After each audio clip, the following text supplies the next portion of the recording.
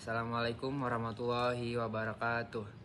Saya Fahri Azizi dengan NIM 123 106 133 82 dari jurusan Pendidikan Ekonomi kelas 4C. Di sini saya akan membuat video pembelajaran tentang ekonomi makro, yaitu inflasi.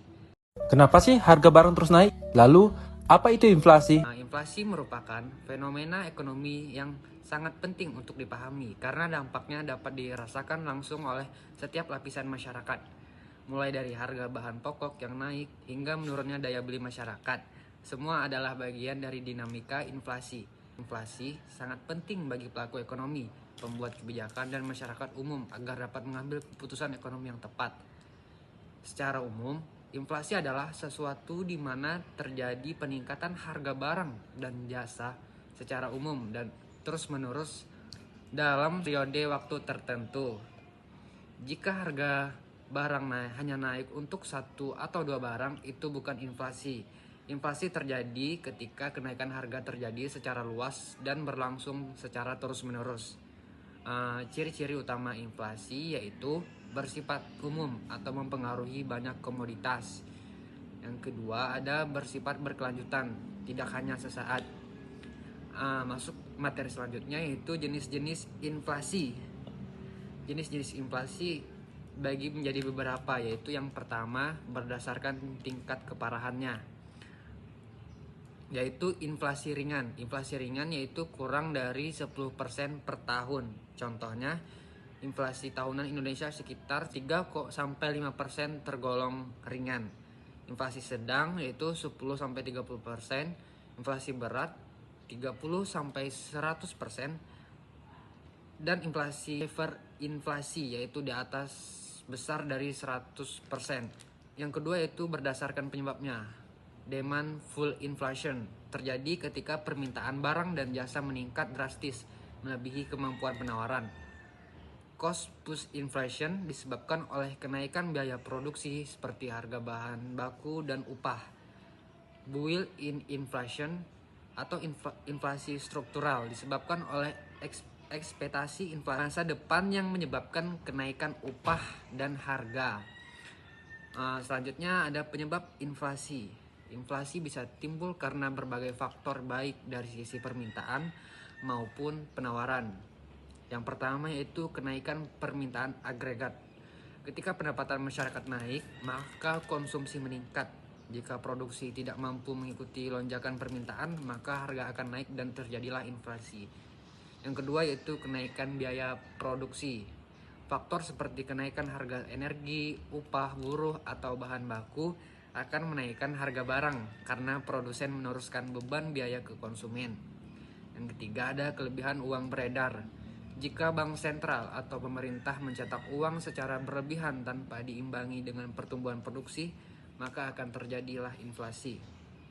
Yang keempat ada depresiasi nilai tukar.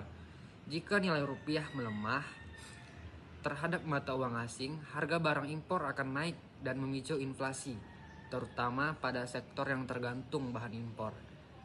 Dan yang terakhir ada ekspektasi inflasi.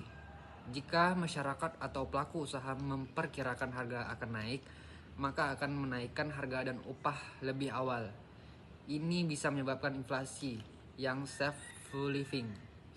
Selanjutnya ada dampak inflasi. Nah, dampak inflasi itu ada dua, dampak negatif dan dampak positif. Yang pertama yaitu dampak negatif. Seperti penurunan daya beli. Uang yang dimiliki masyarakat akan membeli lebih sedikit barang. Ketidakpastian ekonomi. Inflasi membuat perencanaan keuangan dan investasi menjadi sulit. Selanjutnya ada distribusi pendapatan tidak merata. Dengan adanya inflasi, lebih memberatkan kelompok berpendapatan tetap. Dan yang terakhir ada nilai tabungan menurun. Tabungan menjadi tidak bernilai jika bunga bank lebih kecil dari inflasi. Masuk ke selanjutnya yaitu dampak positif. Dampak positifnya yaitu yang pertama memacu investasi.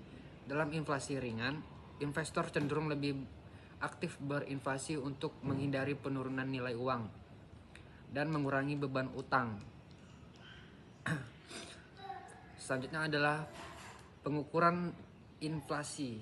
Inflasi diukur dengan indeks harga konsumen atau IHK yang menunjukkan perubahan harga dari keranjang barang dan jasa yang dikonsumsi rumah tangga secara rata-rata. Selanjutnya yaitu cara mengatasi inflasi.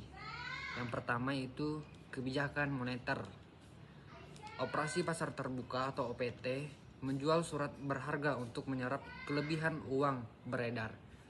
Selanjutnya ada menaikkan suku bunga acuan, menetapkan giro wajib minimum, dan selanjutnya ada kebijakan fiskal, yaitu pengurangan belanja negara, menekan permintaan agregat, dan peningkatan pajak. Semoga materi yang saya sampaikan ini bermanfaat bagi yang menonton. Kesimpulan yang saya ambil dari materi yang saya bahas hari ini yaitu inflasi adalah bagian alami dari dinamika ekonomi, tetapi jika tidak dikendalikan dapat berdampak negatif pada kesejahteraan masyarakat. Mungkin segitu saja yang dapat saya sampaikan untuk materi saya hari ini. Lebih dan kurang saya mohon maaf. Billahi taufiq wal hidayah. Wassalamualaikum warahmatullahi wabarakatuh.